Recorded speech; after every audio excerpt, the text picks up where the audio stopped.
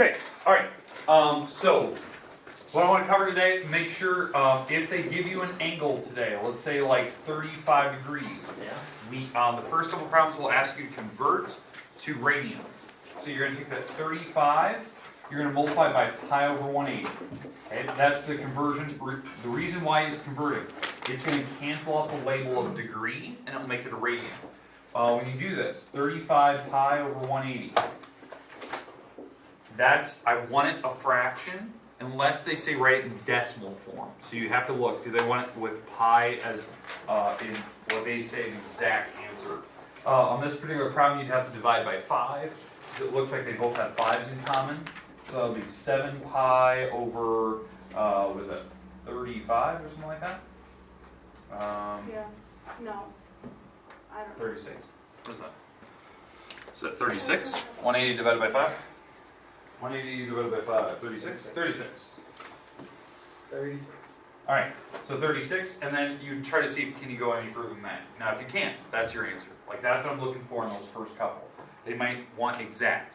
I think it's a later problem says, write the following decimal into, or write the following degree into decimal form, like a radian in decimal form. So that's when you'd have to actually take 7 times pi, which is 3.14, and then you divide by 36. And again, use your calculator. So 7 times pi, divide by 36, and the decimal form of that would be 0.611 radians. Okay, it'll say 2 to 3 decimal places, fine and dandy. I'll go with that. That's good. Okay. All right. So there's your first type of problem. Do you feel comfortable with whatever it asks for? In fact, that's the first type of problem and the later problem because they'll ask for a decimal form. We're good? Yep. Moving on. The second one, they're going to give you a radian angle. Okay. So let's say they give me 5 pi over 6. I have no idea. I'm making that up. So 5 pi over 6. And they want us to convert it back to degrees. 180 over pi. Exactly. So you're going to multiply by 180 over pi. The pi's will cancel out. That's what you want to have happen. Then you take the 180 divided by 6, by the way, is what, 30? And we're going to take that times 5. This turns out to be like 150 degrees. Okay. The reason why it has a label is because the 180 is actually a degree. So that would be the one label. Because radians don't actually have labels. So like me writing radians is kind of odd. Like usually you don't. But yeah, so let me just double check that I actually did my math right. Yeah, 150. Okay. Now, if your problem is in radians, they want us to convert, that's how you do it. If they start like this, I know there was one problem in the book that I saw, it wrote this down. And they wanted us to convert it back to degrees. You still multiply by 180 over pi. And I know it looks really goofy. Some people are like, well, it's a decimal. There's not even a fraction there. How do you deal with the pi? You're going to take 3.2 times 180 and divide by pi. And it will give you a decimal. It will have to be in decimal form. Now, I know it's going to be negative. Fine and dandy. It's going the opposite direction on standard position.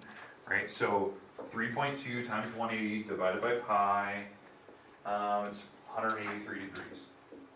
Or it's 183.346 degrees. So that's if they give you radians and they want to convert it back to degrees. So what quadrant is that in, by the way?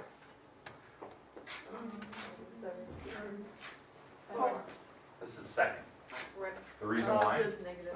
It's negative. So it's going this way, and it's going to end up here. Like that. So it's 183. That's a super big exaggeration, but that's the type of graph. Because those later problems, they'll ask you to graph them. Okay. I think there's 2 problems you're going to have, but it says graph, figure out what quadrant.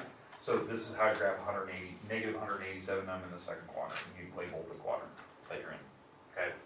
That's the type of drawing I want. Nothing super exact. You're just drawing kind of rough drawing of it, just to get me a sense of what quadrant I am.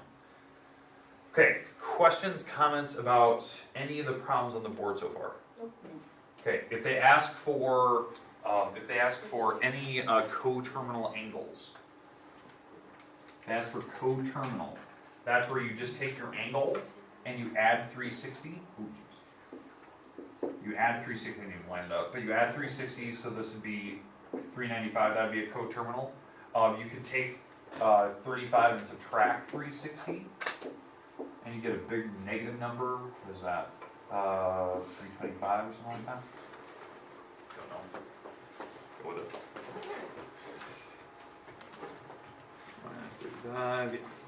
Okay. Those two angles I have listed are coterminal. When you list off two, you can either add 360 or subtract 360. You can even add 360 twice or 3 times. It really doesn't matter, but they're going to ask for 2 of them. I prefer that you give me a positive and a negative one.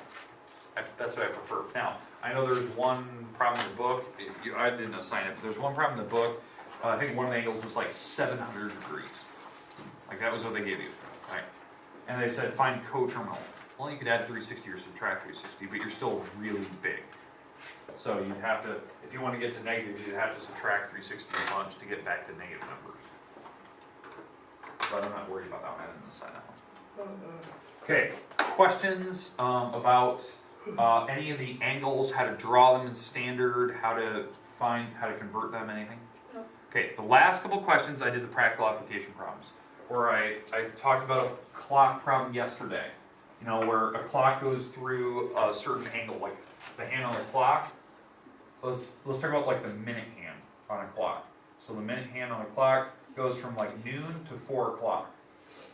Okay, noon to 4. That means it's going through rotation of this, which is 1/3 of a full rotation. Okay, because you put what hour or minute you landed on, an hour, and then you divide by 12 because there's 12 on there. And so I'm doing 1/3 of a full rotation. That's 1/3 of a full 360, which is 120 degrees, and then you can convert that to radians. Now, the reason why you'd want to do that is because the later question asks for what was the distance it traveled if the hand is 10 inches long. Well, if the hand's 10 inches long, you have to take the radius of the hand, which is 10, times the angle you're traveling in radians, and that gives you how far you traveled. Because this is the radius, so 10 inches times your angle. The angle has to be written in radians. So I have to convert that to radians. So I have to multiply that by pi over 180. You have to simplify it down, and then you can multiply those out. It will want the exact answer, and it will want the decimal form. So the exact answer is leaving the fractions and just simplifying it, leaving inches on it. Okay, questions with how I got this whole 1/3 of a full rotation? Where you take what minute you landed on, and you divide by 12 because there's 12 hours on the clock. Okay. That's one of the problems I'm going to assign. I'm going to assign one with a globe.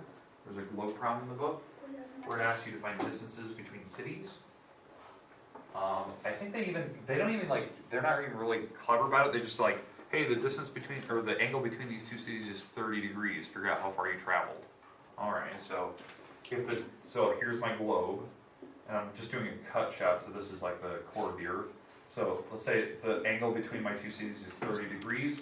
The radius of the Earth is 4,000 miles. They actually tell you that in the book. It's 4,000 miles. They want you to find the distance you traveled between the two cities on the globe. So S equals R theta. Your R is the 4,000 miles. Your theta is, you got to take the 30 times pi over 180 because you have to make it into radians. And then you just multiply them out and you can figure out what that distance is. Again, they want the exact answer and they want the decimal form. Does that make sense how I'm doing it? Yep. Okay. And I think one of the last problems they talk about, I think, is a Ferris wheel. So if you're on a Ferris wheel and you do so many revolutions, how far did you actually travel? So convert the revolutions into actual angles, like 360s, and then you can convert that to radians and multiply by what the radius of that Ferris wheel is. So if you need help on those, I will give you, whatever help you need. But I think I've done enough problems this week. You're probably bored of it already. You know how to do it. This is the form you're going to be using. They have it printed in the book on every problem, so it's pretty easy. Okay. All right. Here's your homework today. I'm going to put it on the board. Pretty straightforward. It is due Tuesday. Tuesday. You thinking another snow day Monday? For sure. I'm not expecting it. I thought, the last I read, I thought we were supposed to get a bunch of rain. But, I love snow. I need snow. Rain turns into ice. Okay. Alright. I didn't see that. I just saw rain. So I was like, whatever. Alright. Here's your homework. It's page 473. Now I did bounce around a little bit, so just apologies for these numbers. We're doing 14, we're doing 22, we're doing 30, we're doing 38, we're doing 48, we're doing 51, we're doing 58. So these are like all the conversion, drawing angles in certain spots, finding coterminal angles. And then these last few are the application problems.